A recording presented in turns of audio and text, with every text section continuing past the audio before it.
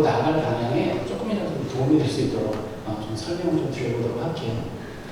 친환경 쪽으로 많은 제자를 배출하신 분이 이현구 교수님이라고 계시고, 교수님은 대학 건축학회장을 하셨고, 근데 이제 그 교수님이 말씀하신 것 중에 가장 기억나는 거 말씀 중에 그분은 이제 친환경 건축이라는 표현을 하는 걸 굉장히 싫어하시더라고요. 아니, 건축이면 다 친환경을 하는 거지, 뭘 굳이 특정 뭐 분야 업용인 것처럼 친환경을 왜 타이틀이 다냐. 그래서 친환경 건축이라는 표현이 맞지 않고, 건축하는 사람들이 다 에너지 환경, 생태 환경, 실내 환경을 고민하면서 설계를 해야 된다. 그러니까 굳이 그런 걸 붙이지 말자라고까지 말씀을 하셨거든요.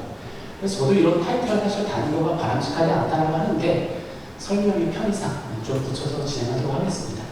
패시브하우스의 이론에 의하면 약 90%까지 가능하다고 하는 에너지 절약에 대한 부분을 주창한 분이 이제 독일에서 시작된 거고요.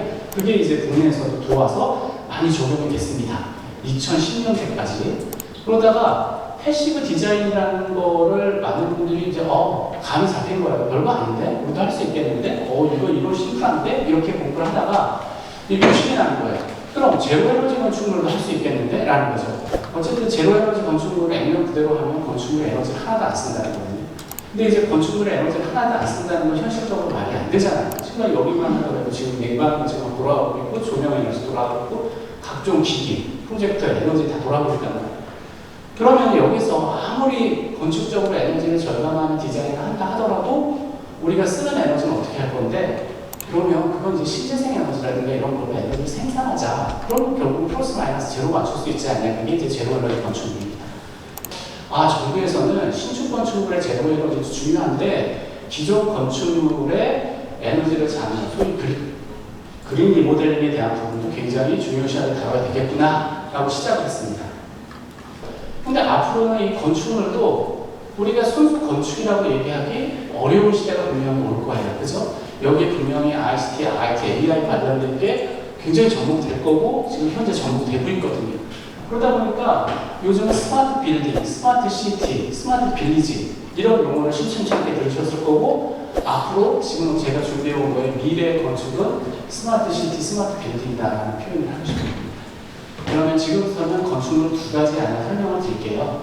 첫 번째 안은 사실은 제가 지금 운영하고 있는 회사의 조그만 사업이에요. 준공되고 운영한 지 한 6년 정도, 7년 정도 되는 건물이고요. 그리고 5년 정도 될 때쯤에 우리가 그거에 대한 굉장히 모니터링에서 학회를 발표하고 많은 자료를 썼던 겁니다. 이렇게 생겼거든요. 그러니까 이 건물이 1997년 건물이에요. 그 당시로 한 20년이 넘었었고, 딱 보시기에 그냥 커튼홀 건물이에요. 커튼홀 건물의 일부 이제 치장벽돌로 마감되어 있는 건물인데, 임직원들이 이래서 그래도 우리가 국내 대표적인 친환경 컨설팅 회사인데 우리가 많은 전문들 친환경 컨설팅하고 에너지 절약해야 된다고 실내 공기질을 개선해야 된다고 얘기하는데, 우리가 그러면 테스트 베드 건물을 한번 만들어보자. 그리고 우리가 실제 거주를 하면서 우리가 많은 것들에 대한 모니터링을 한번 해보면 어떻겠냐. 그래서 그래, 은행이 빚졌는데 조금 더 빚져서 한번 사업 본격적으로 해보자. 그래서 진행했고요. 시뮬레이션을 했더니 우리가 거의 한 50%가 기존 건물 내지 에너지가 절약됐고, 또 탄소 배출량으로 보면 뭐 소나무 한 53,000그루 정도, 그리고 10년 동안 운영하죠. 그리고 톤으로 따지면 432톤 정도의 탄소 배출량을 절감할 수 있었다. 이 조그만 건물 이 정도니 사실은 업무적으로 많이 적용된다면 굉장히 큰 탄소 배출 저감이 될 수가 있겠죠.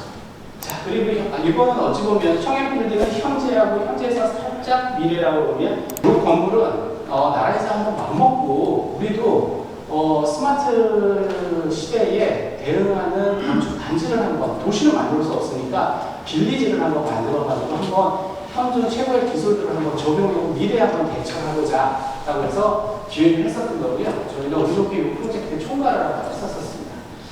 이게 또 재밌는 게 뭐냐면, 여기에 5년 동안 리빙 앱을 사용한다고 해서 사람들한테 무료로 와서 생활하는 거였어요. 그런데 대신에 여기서 생활하면서 모든 데이터라든가 이런 방문 요청이 있거나 다 공개를 해줘야 된다고 해서 지원을 받았는데 경쟁률이 어마어마했었어요.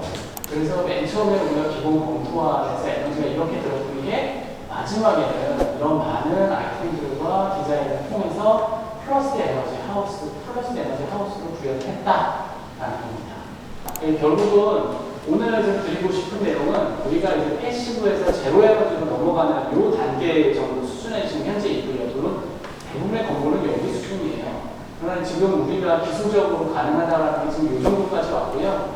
앞으로 5년, 10년 뒤면은 지금 말씀드린 ICT 관련된 우리가 건축과를 다니고 건축을 전공하지만 사회 나가면 앞으로 건축 분야에서 정보통신 관련된 분들, 뭐 AI 전문가들 엄청 만날 겁니다. 왜냐하면 그렇게 세상이 바뀌고 있거든요.